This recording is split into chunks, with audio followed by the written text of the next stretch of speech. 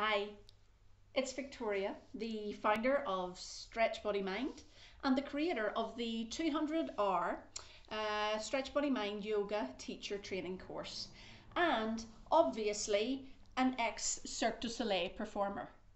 What? I'm here to bust myth number two, that idea that we have to be really flexible, perhaps a dancer, or a circus performer almost. Um, that's not true. In fact, sometimes the sort of stiffer and sorer that you are as a practitioner, then the more sympathetic you are as a teacher. So I know what happened to me one time. I went to Las Vegas, as you do, and I went to see Cirque du Soleil, and they were fantastic. They really were. And every now and then I'd lean over, Chris, we do that in yoga. We do that in yoga. But not very often because the moves that they were getting into were so advanced that I generally don't do them in most of my classes. Then I was chatting to a yoga teacher friend of mine who lives in Vegas, and she was saying that she helps to teach yoga to some of the Cirque du Soleil performers. There's quite a lot of different shows, so there's quite a few dancers and quite a few yoga teachers for them. And apparently, they are absolutely riddled with injury.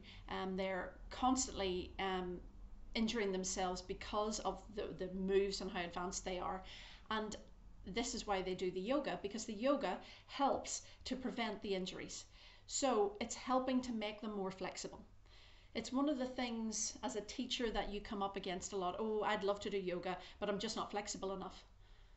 That's so stupid, it, it's sort of counterproductive. You have to do yoga in order to get flexible. So it's the same thing when it's applied to a yoga teacher. Oh, well, yoga teachers, they're all really flexible, and they're all like dancers, and they're all like ballerinas, and they're all like Cirque du Soleil performers. And oh, why, so why aren't you like that? It also brings up another point about the shape of a yoga teacher. And it was one of the things that was said to me, and it was actually a really embarrassing incident. It was during my sister's wedding dress fittings, and I was getting my bridesmaid dress fitted, and my bridesmaid dress was a size 14.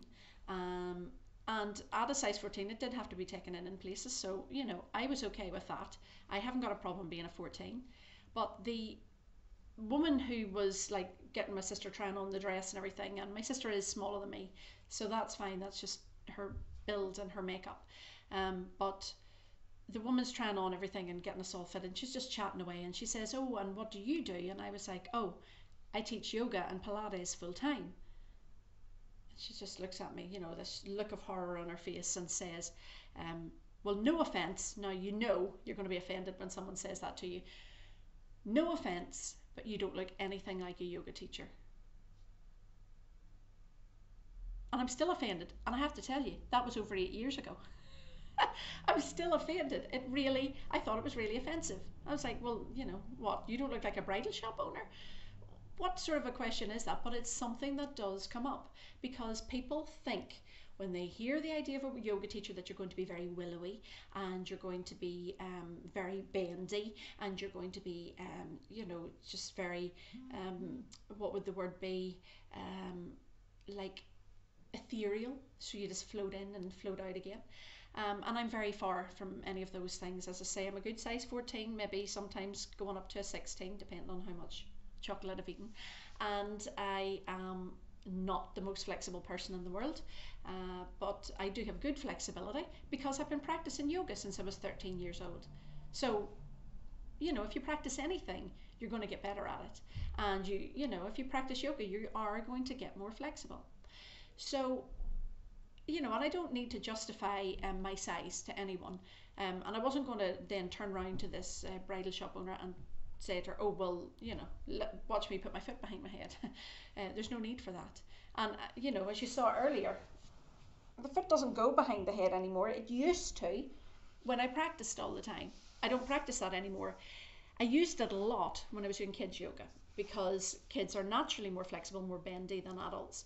But if I ask my, my mature clients, or I ask, say, for example, I'm in teaching a class of breast cancer survivors, or a class of people who have brain injuries, the last thing I would be asking them to do is put their foot behind their head. It really is not the aim of the yoga practice. And for most people, the aim of their yoga practice is not even, once they get into it, it's not even about the flexibility. It's about that time out from everyday life. It's about having that opportunity to breathe deeply for perhaps the first time ever.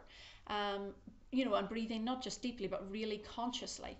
It's about having a sense of achievement when you practice a pose and you haven't been able to do it. And I'm not talking a foot behind the head pose, I'm just talking perhaps a balance or something like that.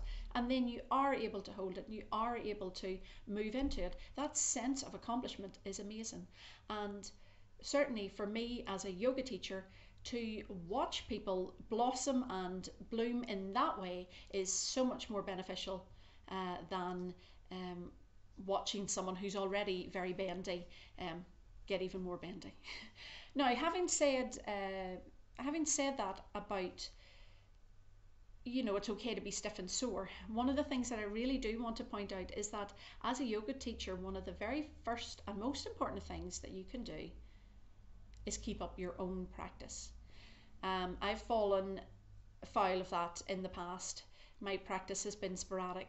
I've changed my mind and I've been too busy because, I'm trying to run the world. And so what I found is when I do take the time for me to just do my own practice, it makes me more grounded as a teacher. It re-inspires me actually. It gives me ideas for my classes, but I don't always do my practice just to think, oh, will I use this with someone?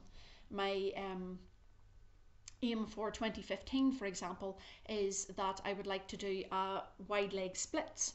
So what I do is after my practice every day, and sometimes it's yoga, sometimes it's Pilates, sometimes it's bar, it's never running or anything sort of particularly cardio, but after I've done my stretch practice, then I sit for a while in my wide leg stance, and I just work on that. And a lot of the times I'll sit there with a laptop because I can do that, and that's what I'm working on. That's just my own personal thing. It's just a challenge for me, and I'm really enjoying it.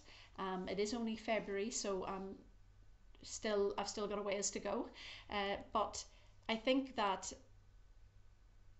it doesn't matter how many years that I would practice this wide leg splits, I very much doubt that Cirque du Soleil would be knocking on my door and asking me to come in and do that work.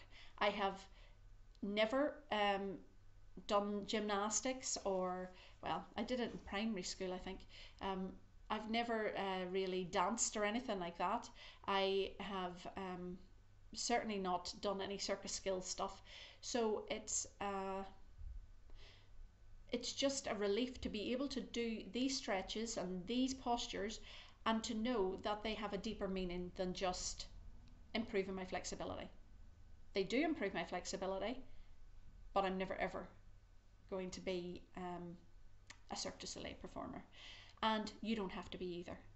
Having said that, if you are a Cirque du Soleil performer, or if you're a Pilates instructor or a dance instructor, for example, and perhaps you have a real love of Zumba, because that was sort of the big trend a wee while ago, and you would really like to learn a little bit more about the mind-body connection and how you can stretch properly for a start, and how you can use those stretches and combine them with the breath in order to achieve a different internal physiology and sort of thought process as well, because it can help to calm you down, ease depression, help you sleep, all sorts of things like that. So if you are interested in helping people to learn more about yoga, then I'd like you to consider my Stretch Body Mind 200-hour yoga teacher training course. We start in March and we go right through until August, and you can find a link just below this video. Okay, thank you.